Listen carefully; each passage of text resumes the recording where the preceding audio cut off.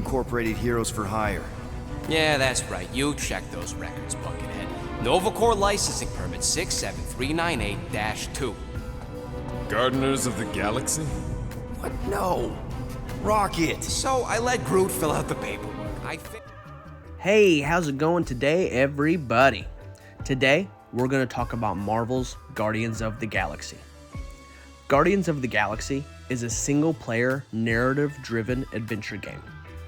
This is the Marvel game that I have dreamt of since I was a little kid reading the comic books.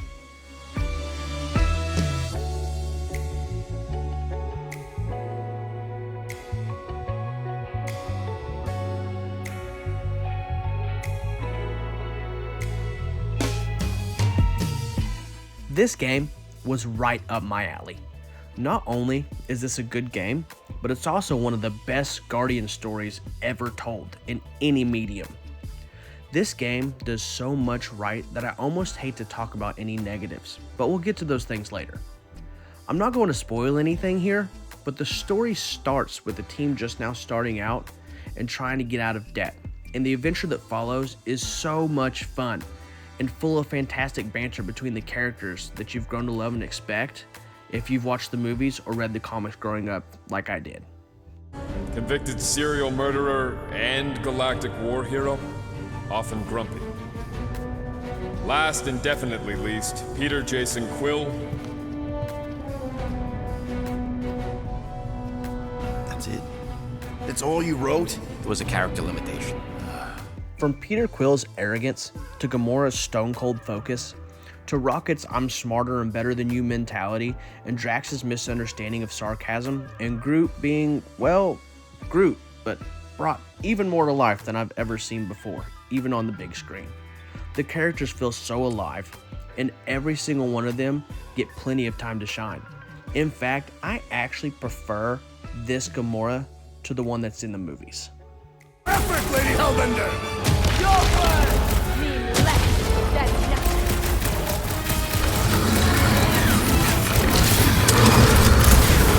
You don't know who you're messing with, lady! Let's not celebrate just yet! Oh, man! To my genuine surprise, there are some seriously heartwarming moments that will pull at even the toughest of heartstrings. There's a section near the beginning of the game where Star-Lord is having a conversation with another character while handcuffed, and it feels so genuine and like a conversation that would happen in real life, and I absolutely loved it. Since I unfortunately wasn't able to get a code before release, I haven't yet beaten the game, but it seems as though it's about a 15 to 20 hour adventure, which is really the sweet spot for games like these. However, you can actually stretch that time out with all the exploration that the game encourages you to do to find collectibles and costumes for your team. Yeah, you being Groot is exactly the problem.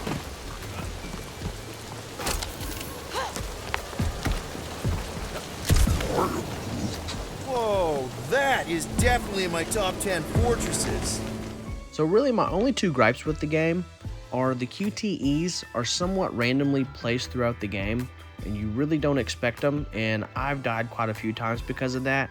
And the other thing is there are some character models that just look off and don't seem fully texturized like they should be, but I guess that's really nothing that takes away from the sheer joy that this game brings while playing it. Okay, here we go. I ever mentioned how much I hate rain? Hellbender's castle isn't even that far. That is not a castle. It is an impregnable fortress. So how do we impregnate it? Ask Peter!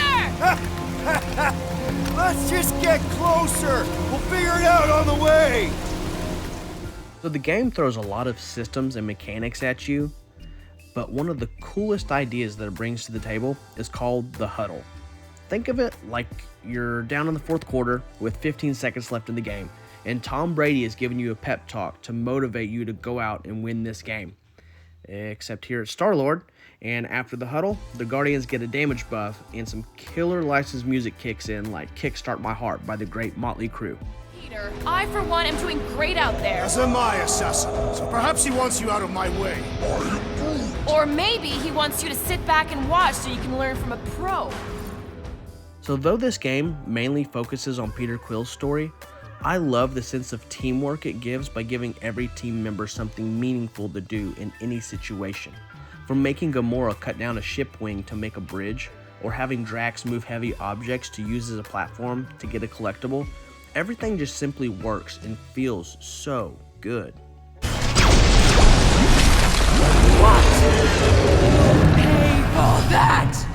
So I absolutely adore this game so far. It brings in some really creative ideas that I cannot wait to see be fully fleshed out in a sequel. But all of these things together makes for a cohesive and exciting experience. And my initial impressions of this game are great. I really am loving it, and it has easily become one of my favorite games this year. And if you're a Marvel fan, I absolutely recommend this game to you. Well everybody, that's it for today's video. I hope you enjoyed it, and I hope you check out Guardians of the Galaxy. And don't forget to like and subscribe. See you later!